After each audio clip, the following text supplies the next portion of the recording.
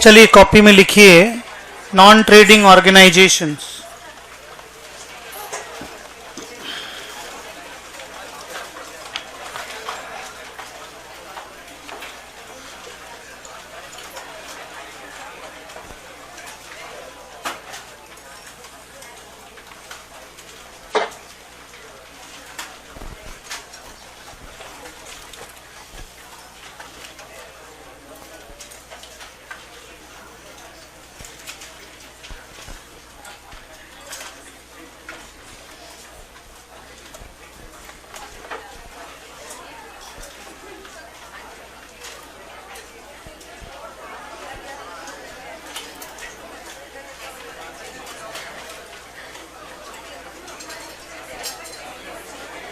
Yes sir, आज की class को अगर छोड़ देते हैं तो 5 क्लास हम लोगों को इस चैप्टर में लगेगा।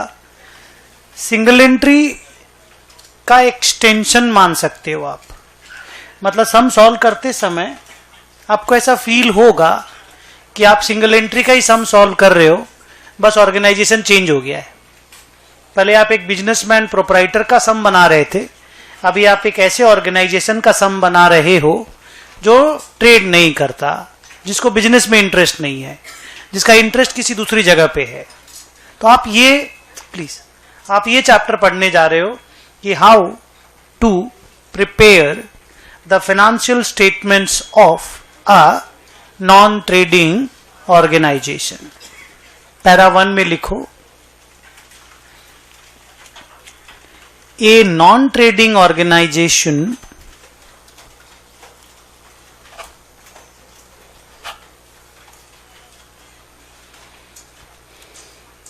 is formed with an objective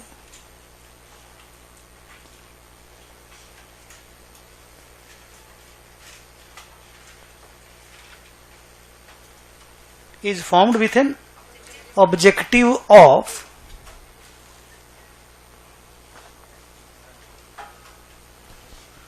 providing benefits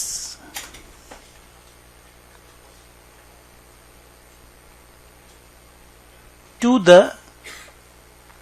public at large. Full stop. It is not formed for earning profits.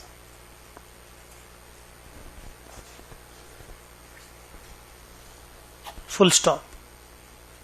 It has no business motives.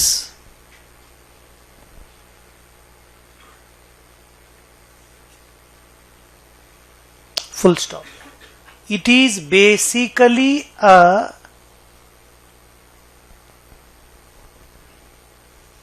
charitable organization.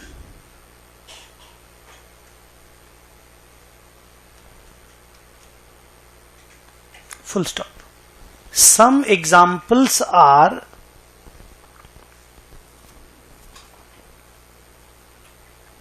schools,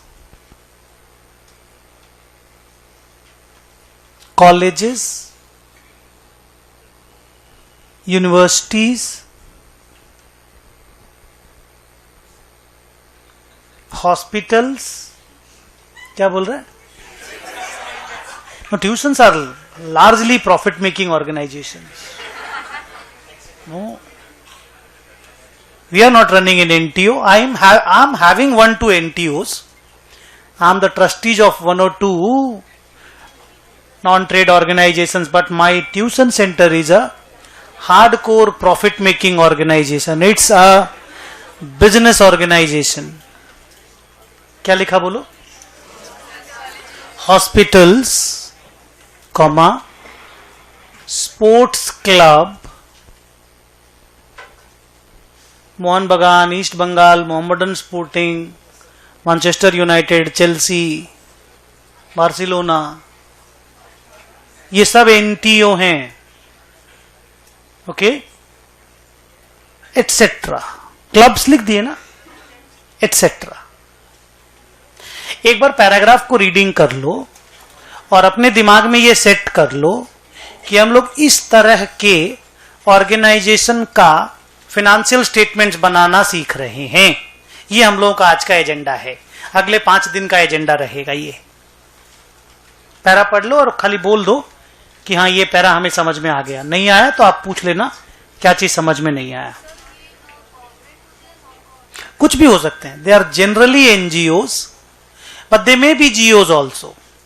Jio JIO नहीं, NGO is non-governmental organization. See, one thing I would like to say that even governments are NTOs. जैसे भारत की सरकार profit कमाने के लिए सरकार नहीं है, पूरे इंडियन लोगों के बेनिफिट एक्सटेंड करने के लिए सरकार बनती है। लेकिन आपका जो क्वेश्चन है कि एनटीओ सरकारी होते हैं या नहीं, द आंसर इज दोनों तरह के एनटीओज होते हैं। अगर सरकार ने कोई एनटीओ बनाया है जहां पे सरकार या मिनिस्टर लोग ट्रस्टीज हैं, या मान लीजिए उसके चुने हुए लोग ट्रस्टीज हैं, आई हैव नो प्रॉब्लम्स। लेकिन ज्यादातर एनटीओ एनजीओ होते हैं, they are non governmental organisations. Number 2 में लिखो। लेकिन वो गवर्नमेंटल है या नॉन गवर्नमेंटल है, उससे हमारे फाइनेंशियल स्टेटमेंट्स पे कोई असर नहीं पड़ेगा। Number 2, a non-trading organization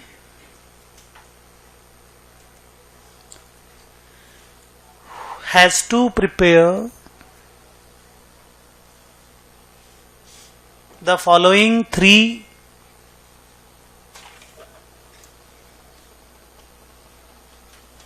financial statements.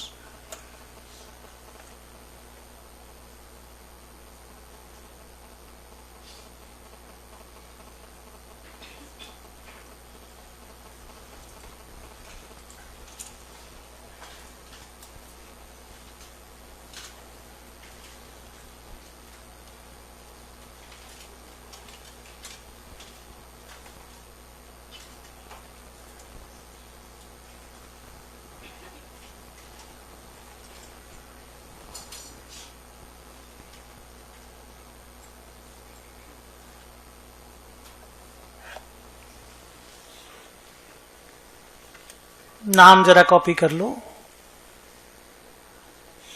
Receipt and payment account, income and expenditure account और बैलेंस शीट। मेरी पहली क्लास में मैं 4 फाइनेंशियल स्टेटमेंट बोलता था।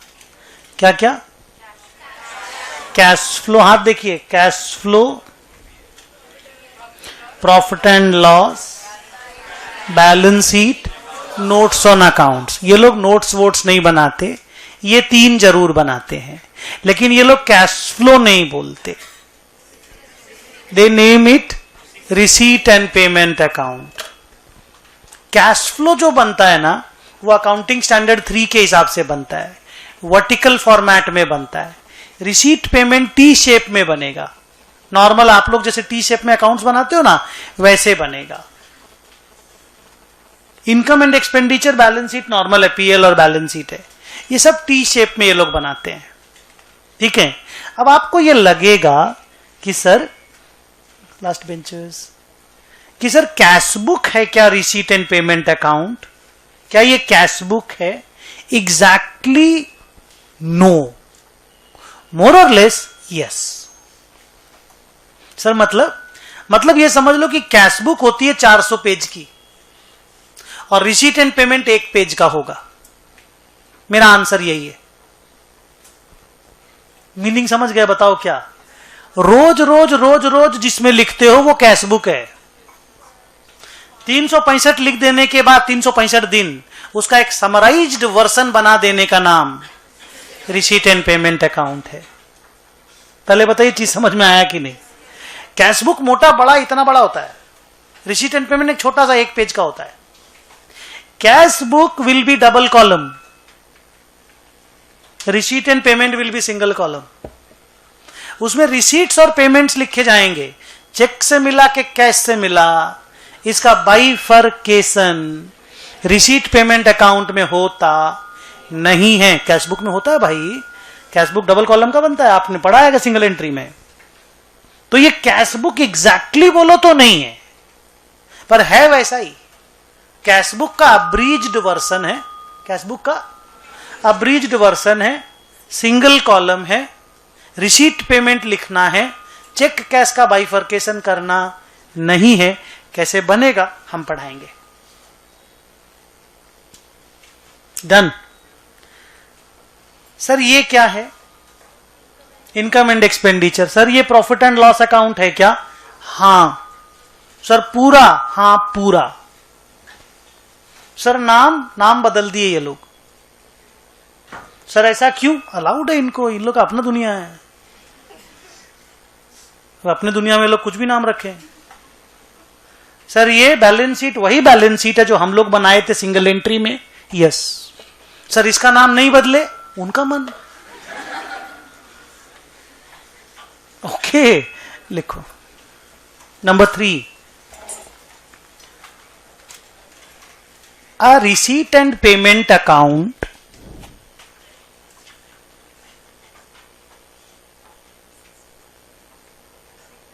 a receipt and payment account is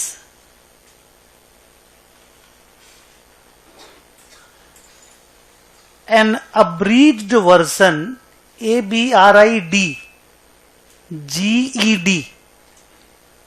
an abridged version। अब्रीज्ड मतलब क्या? हाँ compact. an abridged version of cash book, full stop। it is always single column।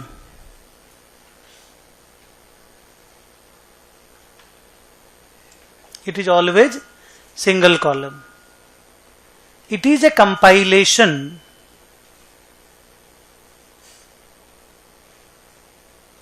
of all the receipts and payments throughout the year,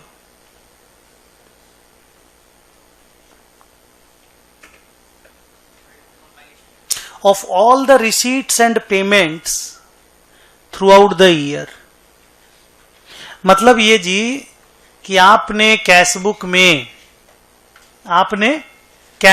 में 2000 बार salary payment लिखा होगा, इसमें एक बार लिखा जाएगा। नहीं समझे? आपने 500 बार सेल्स का फिगर लिखा होगा, इसमें एक बार लिखा जाएगा। आपने 2000 बार कलेक्शन फ्रॉम डेटर लिखा होगा, इसमें एक बार लिखा जाएगा।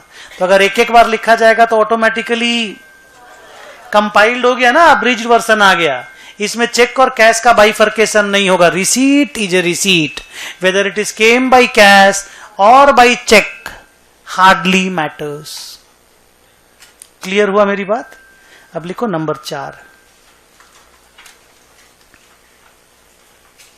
The profit is called surplus and the loss is called deficit. PL account में जब प्रॉफिट आएगा ना तो ये लोग प्रॉफिट नहीं बोलेंगे, उसको सरप्लस बोलेंगे। और अगर लॉस आएगा ना ये लोग डेफिसिट बोलेंगे। नाम चेंज किया इन्होंने प्रॉफिट लॉस का। Profit is surplus, loss is deficit. Upon PL बना रहे थे ना सिंगल एंट्री में, ये सब जैसे ये वाला कल बनाए थे हम लोग, जैसे यहाँ पे बाई नेट लॉस लिखे थे ना, ये लोग बोलेगा बाई डेफिसिट। दैट्स इट, ज्यादा टेंशन लेने का नहीं। हाँ number 5,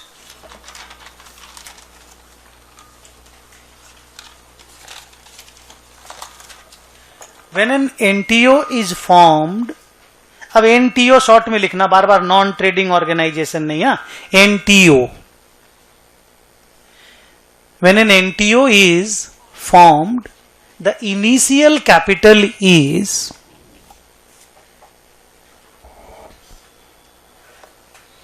contributed by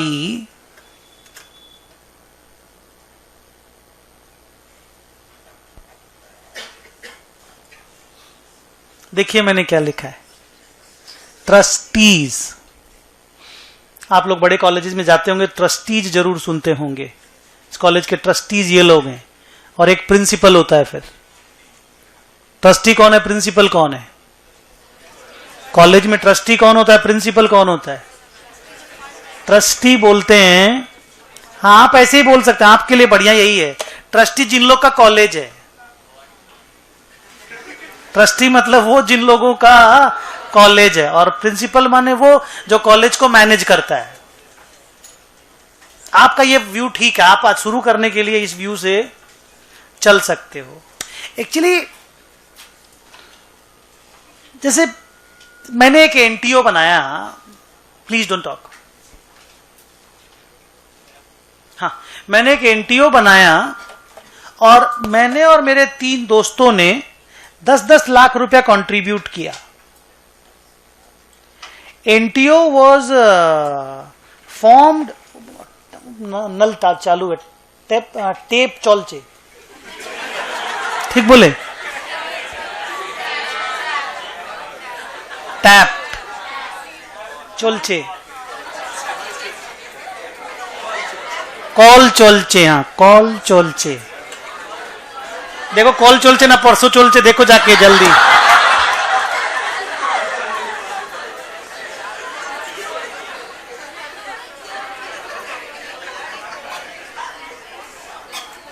ready now, ready? आप जरा ध्यान दो इधर। तो हम लोगों ने ना, प्लीज, हम लोगों ने 4 trustees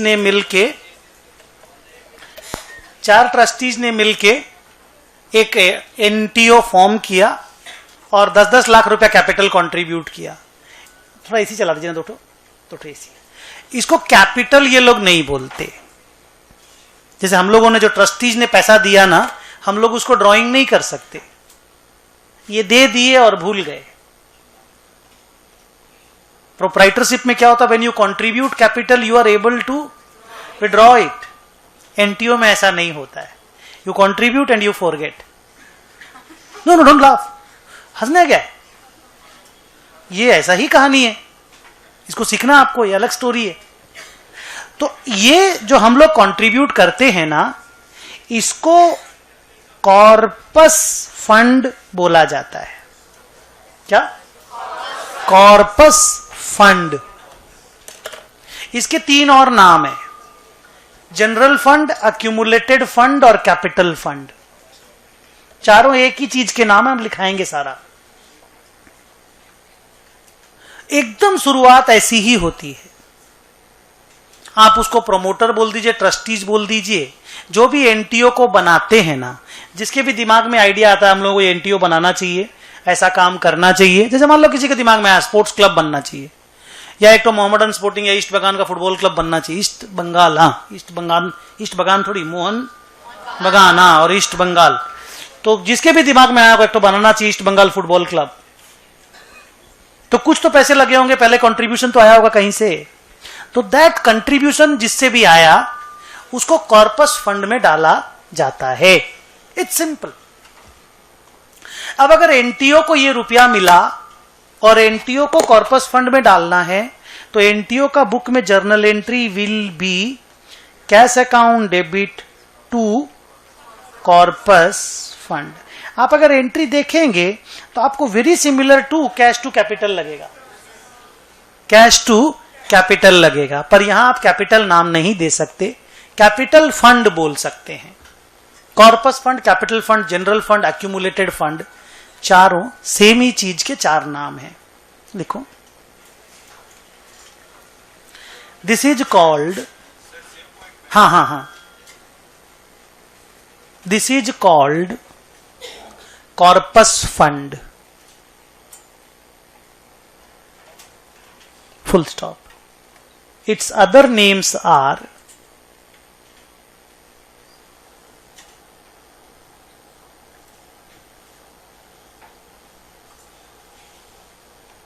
general fund,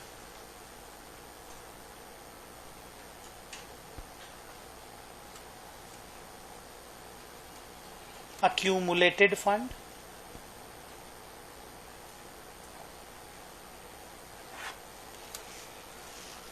capital fund. Clear है या नहीं बता हमको, नाम से चीज क्लियर है कि नहीं? लिखो, इट इंक्रीजेस ऑब्लिक डिक्रीजेस। हाँ बेटा, same point. It increases oblique decreases with the, ऊपर में दो वर्ड बोला है, यहां पे चिपकाना है। ऊपर में तुमको दो वर्ड बोले हैं, यहां पे पेस्ट करना है, सरप्लस एंड डेफिसिट। मतलब ये कि जैसे हम लोगों का कॉर्पस फंड कितने लाख का था जब हम लोग चालू किए, तो 40 लाख का था। फर्स्ट ईयर में हम लोगों को डेफिसिट हुआ 3 लाख का। सर डेफिसिट हुआ मतलब आवर इनकम, हाँ लॉस हुआ, लॉस, हाँ बोल दो लॉस, ठीक है। मतलब हमारा इनकम एक्सपेंडिचर से छोटा हो गया, तो लॉस हो गया, तो 3 लाख का लॉस हो गया, तो हमारा corpus fund will come down to 37 lakh. उसके बाद वाले साल में 5 लाख का हमें सरप्लस हो गया, तो और corpus fund will become 42 lakh. जैसे आप लोग कैपिटल में नहीं करते क्या, प्लस प्रॉफिट लेस लॉस, वैसा ही, बस इसमें ड्रॉइंग्स नहीं होता है। नंबर 5, नंबर 6,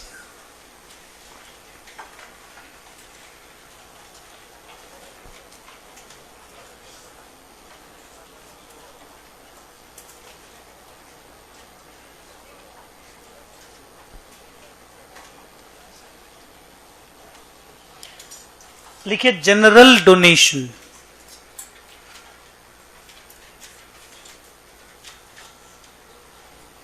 ये हेडिंग है पैरा 6 का। लिखो, एन एनटीओ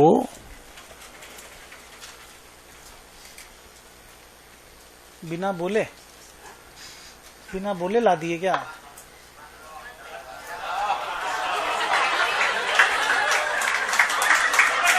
लिखो, N NTO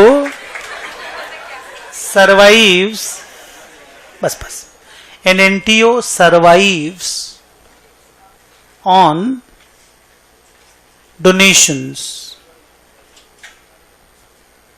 full stop. When donations are received,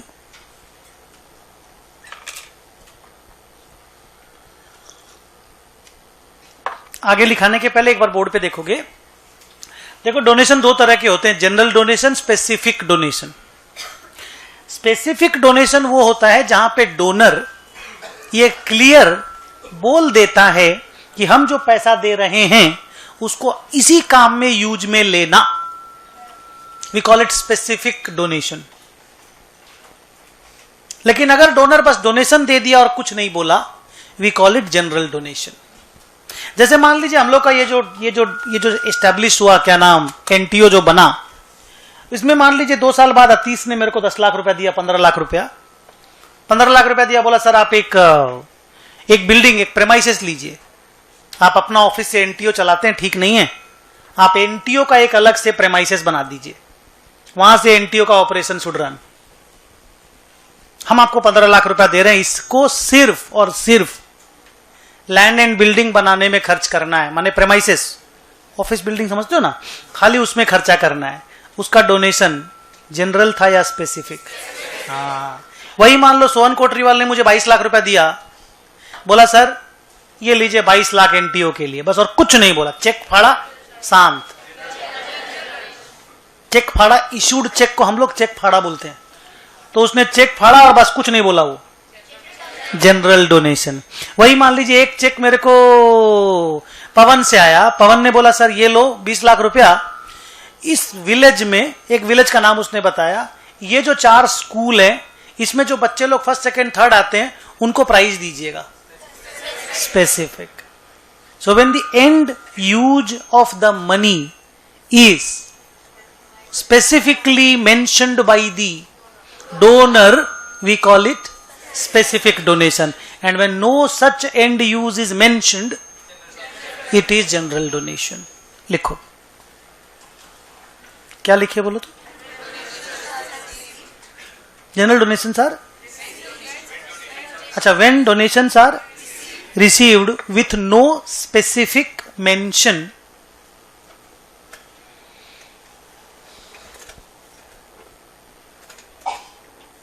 of how to use it,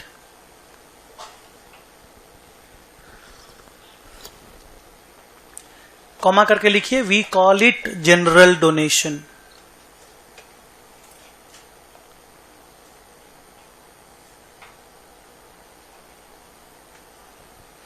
आगे लिखिए इट इज एन इनकम.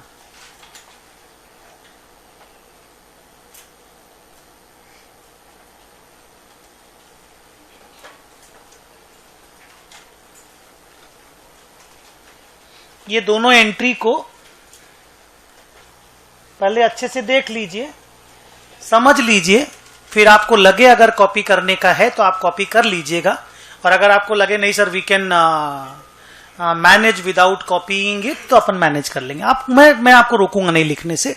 आप दोनों एंट्री को पहले देख के समझ लीजिए. ये एनटीओ के बुक का एंट्री है. पहला एंट्री क्या है? Cash to donations. कैश मिला, क्रेडिट डोनेशन को कर दिया, जैसे cash to sales, cash to rent. Single entry में नहीं करते थे क्या? वैसे ही. उसके बाद क्या लिखा गया? Donation to P and L account. तो पी एंड एल अकाउंट तो ये लोग बोलते नहीं है, इनकम एंड एक्सपेंडिचर अकाउंट बोलते हैं. तो आप नहीं बोलते rent to P and L. अरे सेम ही तो चीज एकदम. तो ये अकाउंटिंग जनरल डोनेशन के लिए सजेस्ट किया गया है. अभी ओके, पक्का.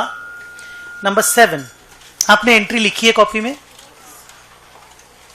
नहीं लिखा तो कोई दिक्कत नहीं, नहीं लिखा तो भी कोई इश्यू नहीं.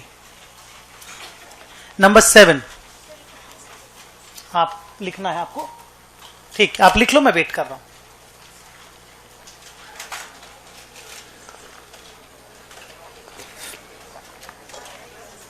फुटबॉल कौन देखता है रे? देखते हैं आप लोग? कल तो दिया जुवेंटस उसको, बार्सिलोना को. लगता है बार्सिलोना हरा देगा जुवेंटस को अपने घर में, 3-0 का क्रॉस कर जाएगा ना रे. अरे पीएसजी को कर दिया था, लेकिन हाँ यहां बुफोन है और फिर ये टीम भी स्ट्रांग है जुवेंटस का ना. हाँ प्लीज डोंट टॉक. क्या बोल रहे? 1 मिनट प्लीज, प्लीज. क्या बोल रहा बेटा? कौन?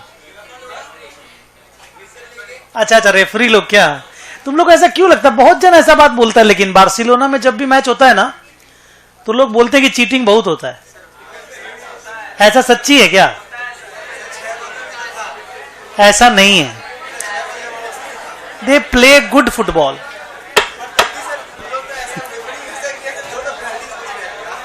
चलिए लिखिए, स्पेसिफिक डोनेशन. सब लोग बार्सिलोना का अगेंस्ट में हम क्लास में देखते हैं. कौन बार्सिलोना का सपोर्टर कौन है क्लास में? आप तो हैं सपोर्टर, फिर क्या दिक्कत है? वो इसीलिए तुम बोला है क्रॉस कर जाएगा, हेना तेना. गया तुम इस बार चैंपियंस लीग में. देख लिखो, स्पेसिफिक डोनेशन फॉर, स्पेसिफिक नहीं, आगे लिखना फॉर, हेडिंग में ही ये. हाँ दिखा, बढ़ाइए मत, शांति से पढ़िए.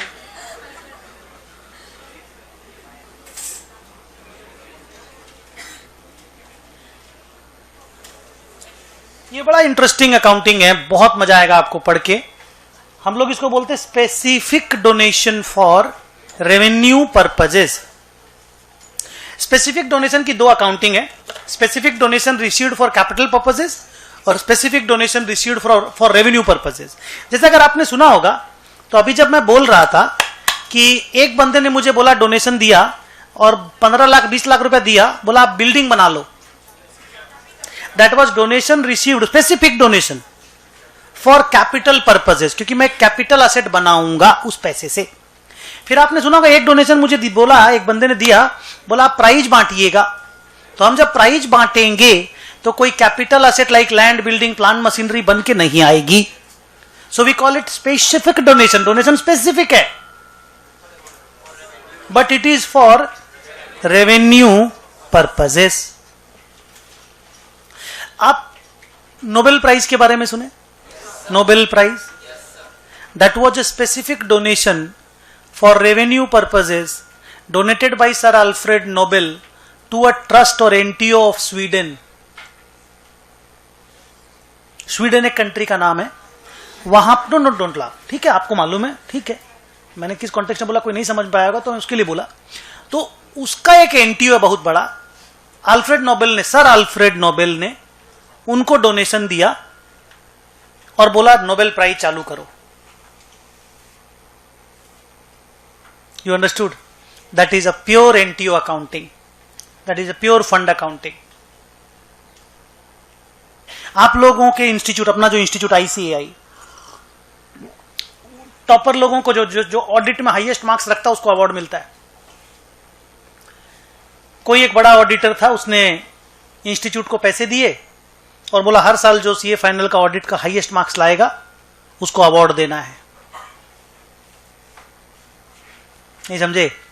दे are all specific donations for revenue purposes. Done? लिखो, when the donation is received,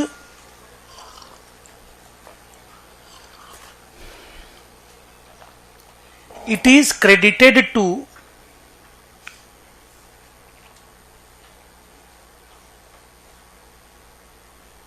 a specific fund. हम लोग इसको फंड अकाउंटिंग भी बोलते हैं।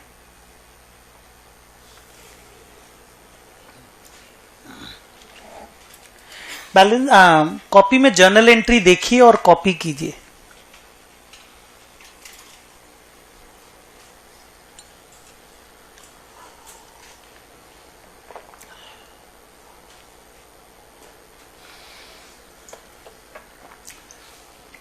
क्या लिखा गया? Cash account debit to prize fund. जैसे कॉर्पस फंड होता है ना, उसी तरह का एक प्राइज फंड भी होता है। बैलेंस शीट में ना लायबिलिटी साइड में कॉर्पस फंड के ठीक नीचे दिखाया जाता है। अब आप कैश डेबिट किए हो, प्राइज फंड तो क्रेडिट किए हो ना, तो ये तो कैश तो बैलेंस शीट के एसेट साइड में जाएगा, तो prize fund has to go to the liability side. Corpus fund के ठीक नीचे में दिखाया जाता है।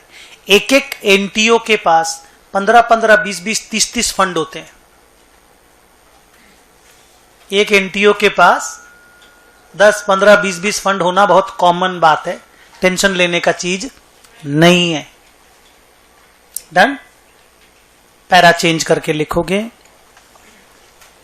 when some amount is spent for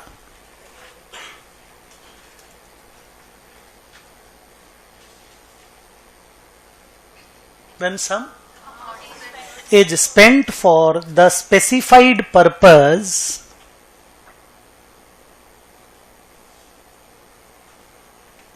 comma करके लिखिएगा, it does not go to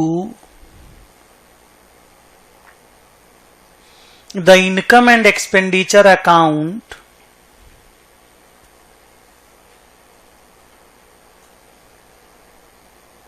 full stop. It goes to the respective fund.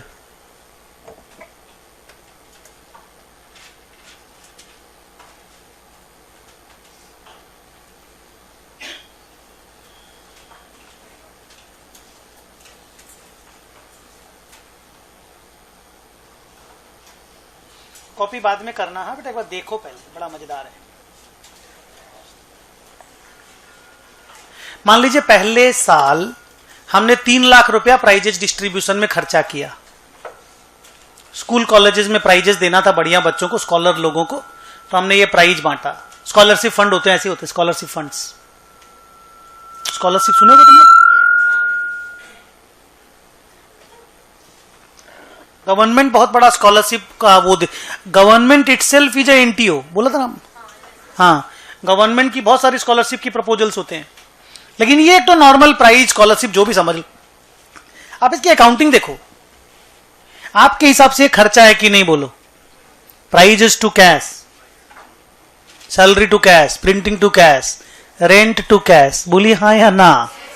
ये खर्चा है तो पीएल में जाना चाहिए ना, पीएल में नहीं जाता, जाएगा ही नहीं पीएल में। क्यों? क्योंकि प्राइज फंड से कनेक्टेड है। जिस चीज के लिए फंड बन गया उससे रिलेटेड इनकम एक्सपेंस पीएल में नहीं जाता, उस फंड को कम बेसी करता है। क्या हुआ बताइए? यहां पे फंड क्या हो गया? फंड क्या हो गया बताइए? कम हो गया। क्यों कम हो गया सर? समझ में आ रहा है एकदम अच्छा से? 3 लाख रुपए का प्राइस डिस्ट्रीब्यूशन हो गया ना, 20 लाख रुपए मिला था हम लोग को, 3 लाख रुपए का प्राइस बांट दिए, तो फिर फंड में पैसा तो 17 लाख ही बचेगा ना, 20 लाख में से 3 लाख तो बंट गया ना जी। ऐसे करके प्राइज फंड चलता है। दोनों एंट्री को कॉपी कर लो।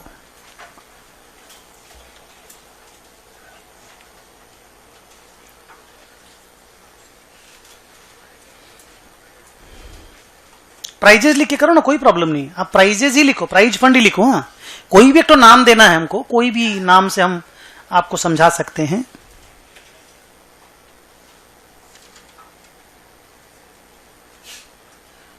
ये दोनों एंट्री आपने एक साथ कर ली। अब नीचे लिखो फिर से पैरा चेंज करके, लिखिए sometimes the money received, sometimes the money received, ये मेरा हाथ देखिएगा यहां पे। हाँ, sometimes the money received is invested। Investment समझते हैं ना?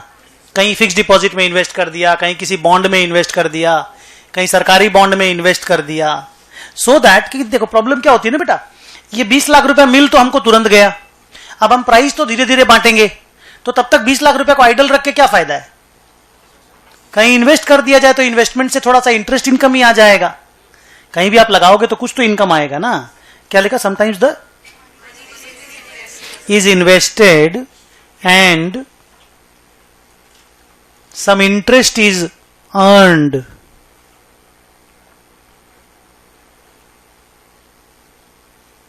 Full stop. This interest income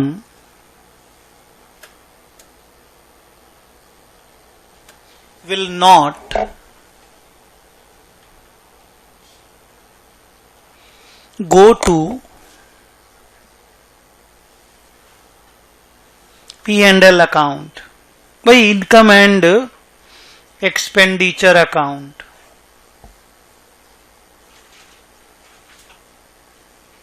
It will increase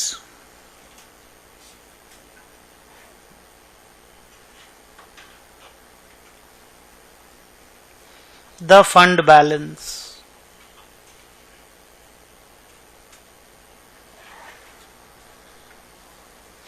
आप पहले मुझे बताइए, आप समझे या नहीं समझे? नहीं समझेंगे तो बोर्ड पे कुछ है, समझ गए तो भी बोर्ड पे कुछ है, वो आपको रिवीजन करने के काम आएगा। आप समझे कि नहीं हमको बताइए। जैसे कितने रुपए का डोनेशन मिला यहां बताओ? 20 लाख का मिला ना, तो हम लोग क्या किए, 20 लाख रुपए कहीं पे इन्वेस्ट कर दिए, 18 लाख इन्वेस्ट कर दिए, 15 इन्वेस्ट कर दिए, कोई भी एक तो अमाउंट इन्वेस्ट कर दिए। तो इन्वेस्टमेंट एक दूसरा एसेट का नाम है ना, जो कैश जाने से बनता है ना, माने कैश जाएगा ना, जब आप इन्वेस्टमेंट परचेज करोगे तो कैश आउटफ्लो होगा ना, और उस इन्वेस्टमेंट से कुछ इंटरेस्ट इनकम आ सकता है कि नहीं बताओ? वो इंटरेस्ट इनकम को हम क्या इंस्ट्रक्शन दे रहे हैं? हाँ, don't take it to PL. क्या करें फिर? फंड बैलेंस को बढ़ा दीजिए। लीजिए देखिए, 3 एंट्री को देखिए, समझिए, फिर कॉपी कीजिए, फिर हमको समझाइए।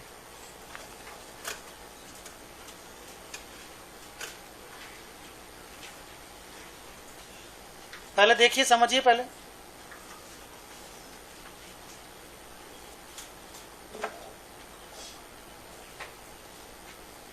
अरे बाहुबली 2 आज ही रिलीज हो गया क्या रे?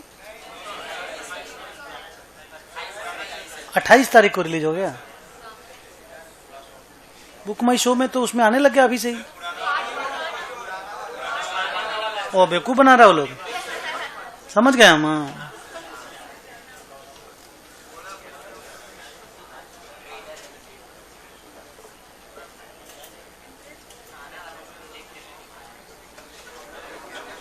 नहीं नहीं, थोड़ा सा पेशेंस रख के। Interest generally goes to P L ना, it's an income, it's an income, but it will not go to P and L in this case. That is what you have to learn, यही सीखना है। क्यों PL में नहीं जा रहा है? क्योंकि फंड से रिलेटेड है। फंड से रिलेटेड कोई भी इनकम एक्सपेंस पीएल में नहीं जाएगा। वो फंड कोई या तो बढ़ा देगा या गिरा देगा। इनकम होगा तो फंड बढ़ जाएगा, खर्चा होगा तो फंड गिर जाएगा। पहला वाला एंट्री क्या चीज का है बताओ? फर्स्ट एंट्री इन्वेस्टमेंट खरीदने का। हमने इन्वेस्टमेंट खरीदा, पैसा कहां से आया? अरे सर डोनेशन मिला था ना किसी दोस्त से, ये डोनेशन मिला ना, कैश टू प्राइज फंड, उसी को आपने इन्वेस्ट किया। डन। ये क्या है? कैसे मिला, क्यों मिला? अरे सर इन्वेस्ट करेंगे तो मिलता है सर। आप बैंक में एफडी करिए, इंटरेस्ट मिलता है, वो भी एक तरह का इन्वेस्टमेंट ही है। आप गवर्नमेंट बॉन्ड खरीदिए, कंपनी के बॉन्ड्स खरीदिए, डिवेंचर्स खरीदिए, you buy anything you will get some interest और डिविडेंड इनकम्स। तो ये ठीक है सर, मिलता हम लोग को मालूम है। अब कल तक जब सिंगल एंट्री पढ़ रहे थे तो ऐसा इनकम कहां भेजते थे? पी एंड एल में। आज क्या इंस्ट्रक्शन है? हाँ, फंड बैलेंस को बढ़ा देना है। देखिए क्या हुआ, interest account debit to prize fund.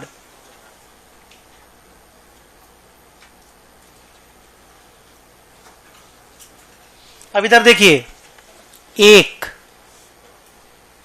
First entry, हाँ, 2 3 4 5 6, फिर से दिखा रहा हूं, 1 2 3 4 5 6 विथ फिगर्स दिया आपको। मुझे ये बताओ मेरा प्राइज फंड कितना है? एक साल बाद पूछ रहा हूं, जब मिला तो 20 लाख था, एक साल बाद मेरा प्राइज फंड कितना है? 20 प्लस कितना माइनस कितना?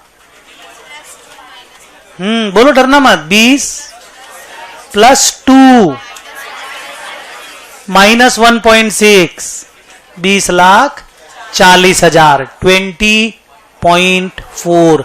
Are you convinced?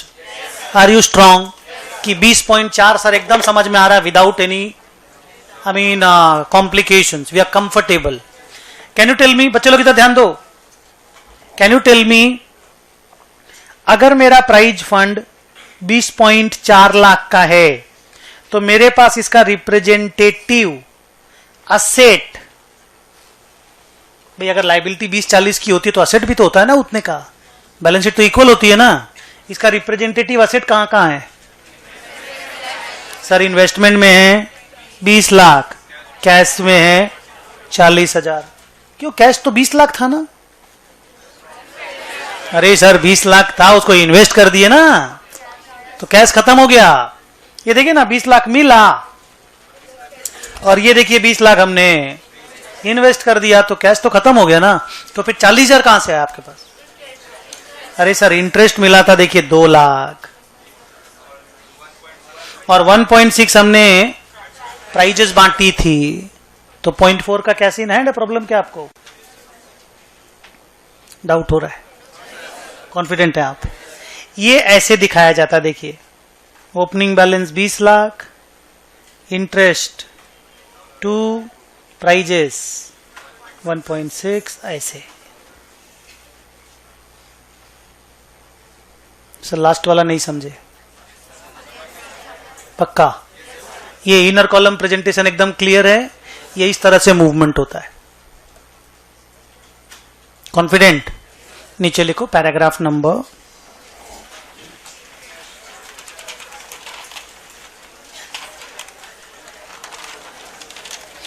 ये कौन सा नंबर था? 8।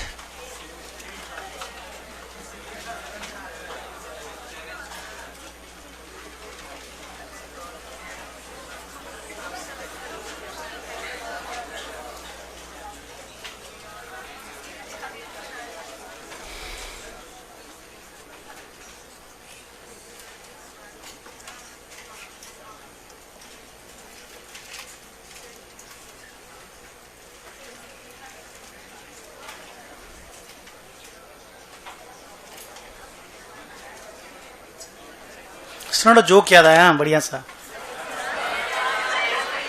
बहुत दिन हो गए नहीं। एक बार क्या हुआ सुनिए, एक बार बिहार से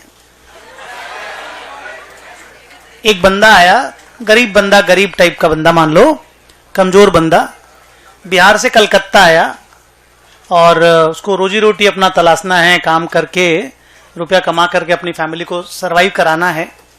तो बंदा आया कलकत्ता। हाँ, तो उसके पास क्या एक टॉवेल है, गमछा रहता ना बिहारी लोगों के पास, एक तो रेड कलर वाला, वैसा उसके पास एक गमछा है।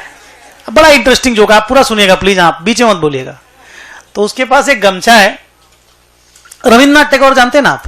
हाँ, तो उसके पास एक गमछा है और वो बंदा आया तो हावड़ा स्टेशन पे जब आया तो किसी ने उसका गमछा चोरी कर लिया। ठीक है, वो उतरा हावड़ा स्टेशन पे, थोड़ा सा बातचीत कम कीजिए प्लीज। तो हावड़ा स्टेशन पे उतरा तो साइड में बैठ करके बेचारा रोने लगा, परेशान था, रोने लगा। तो एक बंगाली पर्सन उसके बगल से वहां से गुजरा, उसको देखा रोते हुए, तो उसने बोला, पूछा उस बंदे को, तुम क्यों रो रहे हो? क्लियर स्टोरी तो? उसको बोला क्यों रो रहे हो? तो बोला सर मेरा गमछा खो गया। गमछा खो गया। बोला कितने रुपए का था? बोला सर 30 रुपए का था। तो बंगाली उसको बोला कि दाढ़ी बनाते हो, शेविंग करते हो? शेविंग? बोला हाँ सर करते हैं। सलून में करते हो कि खुद करते हो? बोला सर सलून जाके करते हैं। बोला सर ये सब परेशानी क्यों कर रहे हैं आप? गमछा खो गया, गमछा वाला बात कीजिए ना, कैसे मिलेगा हमको? बोला हम जो पूछ रहे हैं बताओ ना। तो बोला हाँ सर करते हैं। बोला कितना दिन में एक बार करते हो? बोला सर 1 हफ्ता में एक बार करते हैं। तो बोला कलकत्ते में एक बार शेविंग करने का 5 रुपया लगता है, तुम 6 हफ्ता तक शेविंग मत करो, तुम 7वां हफ्ता में भी जब शेविंग करने जाओगे तो 5 रुपया ही लगेगा, तो 7th वीक में तुम चले जाना, तेरा 30 रुपया बच जाएगा, तुम टॉवल खरीद लेना, अपना गमछा जो खोया है वो खरीद लेना। बंदा खुश हो गया सुन करके उसका एडवाइस, खुश था बंदा। 7 हफ्ता जब खत्म हुआ, मैंने 6ठा हफ्ता तक तो किया ही नहीं, 7वां हफ्ता जब खत्म हुआ तो वो गया। कौन? वो बिहारी बंदा कहां गया? सलून। हाँ, तो वो बिहारी बंदा सलून गया। सलून गया तो जाकर के बैठा अपना चेयर पे, जो भी सलून वाला जो चेयर होता है, बैठा। वहां बगल में रहता रविन्द्रनाथ टैगोर, उसके ठीक बगल में रविन्द्रनाथ टैगोर बैठे हुए हैं, इतना बड़ा बड़ा दाढ़ी। तो उनको पूछा जाकर के, वो बिहारी बोला सर आपका चद्दर उद्दर खो गया था क्या? चलिए लिखिए सब्सक्रिप्शंस, लिखिए सम एनटीओज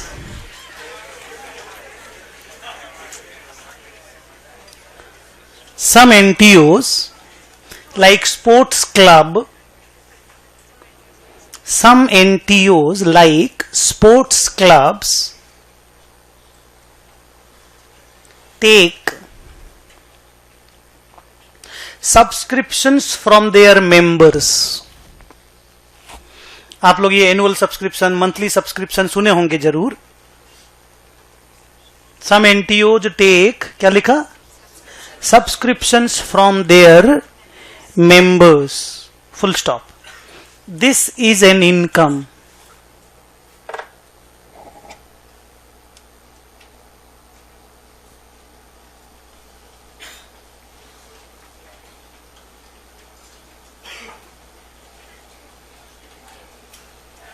ये एंट्री देखिए, आप कॉन्फिडेंट हैं क्या?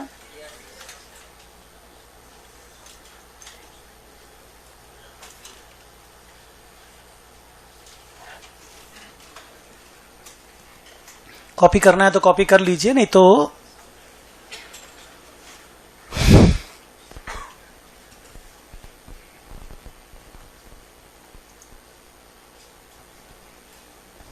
मंथली एनुअल सब्सक्रिप्शन समझते तो हैं आप लोग। स्पोर्ट्स क्लब में रहता है, हमारे क्लब में भी है। हमारा एक तो वो नॉर्मल क्लब जैसे आप लोग वो जिम वगैरह स्विमिंग वगैरह का जो क्लब होता है ना, मेरे क्लब में भी एक तो सब्सक्रिप्शन है। We pay monthly subscription of 2000 rupees and decent type का जिम है, डिसेंट टाइप का स्विमिंग पूल है, स्क्वाश का कोर्ट है, अच्छा ठीक ठाक क्लब है हम लोगों के। प्लीज टॉलीगंज में है, टॉलीगंज तो नहीं, प्रिंसटन क्लब है, मर्लिन बिल्डिंग, वो नवीना सिनेमा हॉल के ठीक सामने में।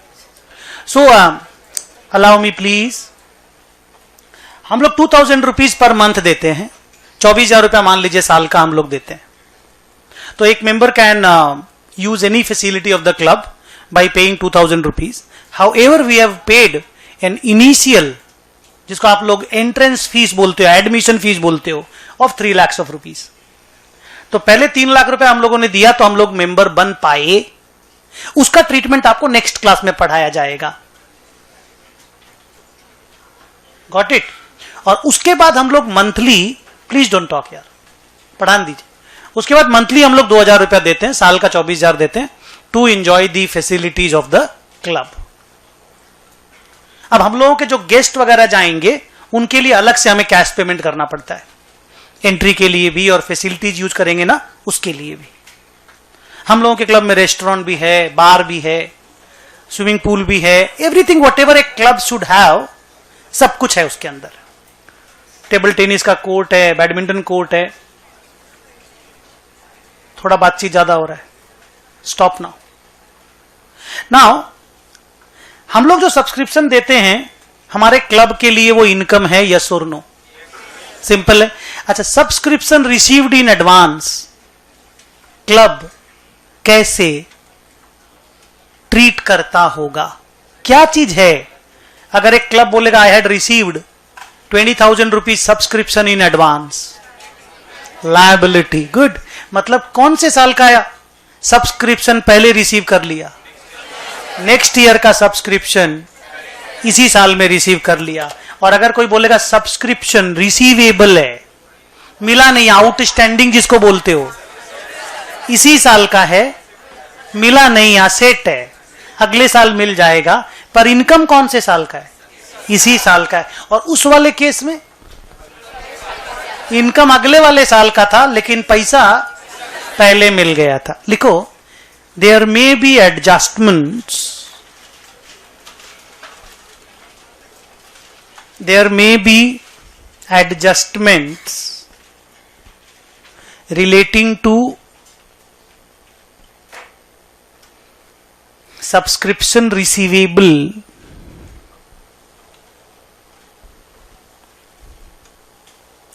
and subscription received in advance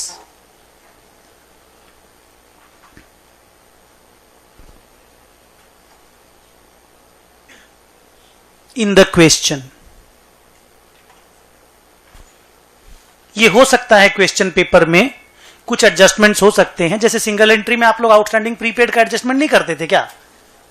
बोलिए, वैसा यहां पे भी करना पड़ सकता है। ओके, नाउ मैं आपको कुछ डेटा दे रहा हूं, आप उससे मैं जो मांगू मेरे को आंसर दीजिएगा, ठीक है? लिखो कॉपी में एग्जाम्पल।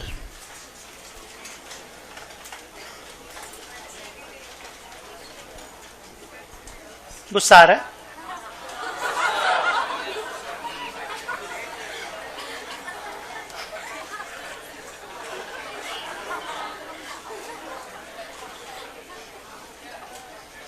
और इस बात का भी गुस्सा आ रहा है कि कुछ कर भी नहीं पा रहे हो।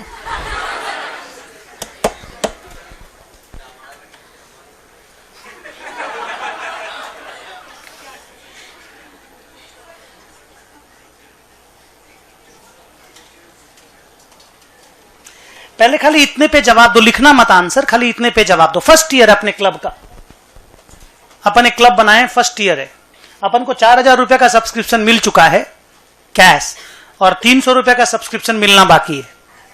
तो हाँ, मैं इस साल का इनकम कितना बोलूंगा? How much is my income of this year? 4,300, उसमें 4,000 मिल गया, 300 मिलना बाकी है, कोई प्रॉब्लम नहीं। 4,300 सिंगल एंट्री में करते थे सब काम, सेम समय सेम। हाँ,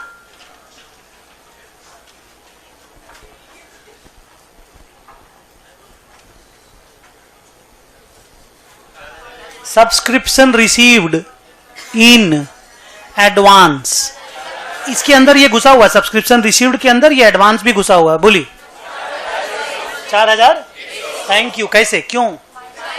अरे सर जानते हैं हम लोग, आप आराम से, क्यों मत पूछिए, सीधा आंसर लीजिए हमसे।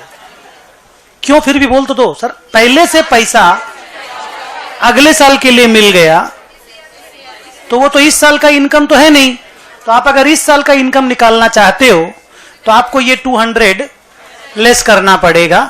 सर अपन लोग कंफर्टेबल हैं। मान लीजिए फर्स्ट ईयर नहीं है मेरा, सेम सम है, यही है, मान लीजिए सेम सम, आपका 4100 आंसर है ना, अभी कितना बोला? 4100। 4100 जो आप मेरे को दिए हैं, that is income for the year, because received is this much, receivable is this, hello, और received in advance is this. तो received in advance is a liability not an income, तो आपने माइनस कर दिया 4000 में से 200। 300 is an income of this year because it is receivable, तो वो ऐड कर दिए तुम। लो मान लो ये मेरा सेकेंड ईयर है सम का, हाँ ये डेटा वैलिड है, जो बोला वही है, ओपनिंग लास्ट ईयर का।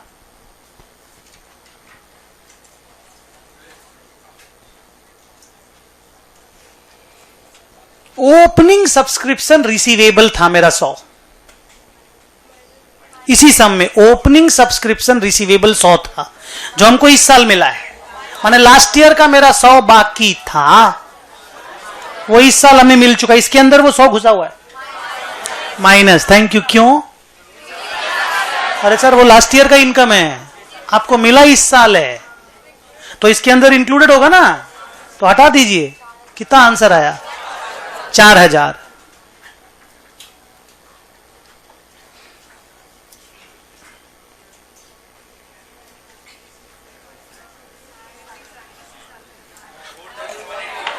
$4180। Very good.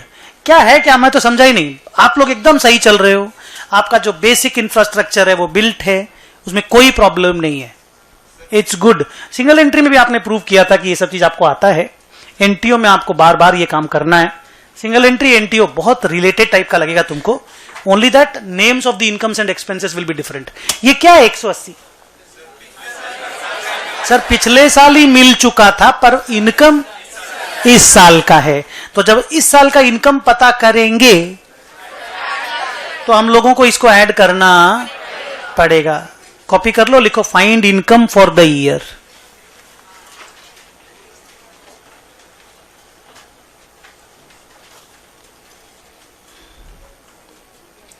यहां पीछे में क्लोजिंग क्लोजिंग, ओपनिंग ओपनिंग।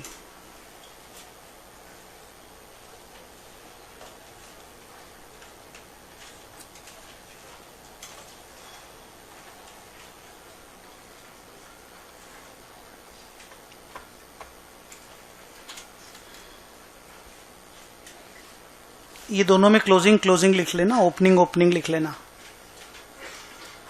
ये 4180 आप लोग कैसे लाए, पूरा अच्छे से बना के दीजिए ऐसे।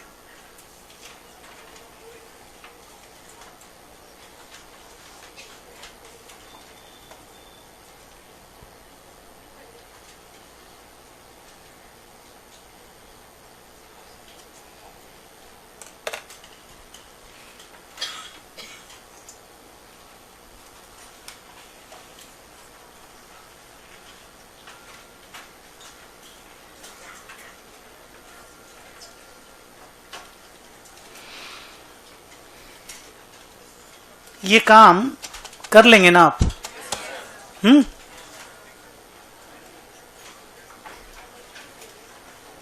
ठीक, आज घर जाइए।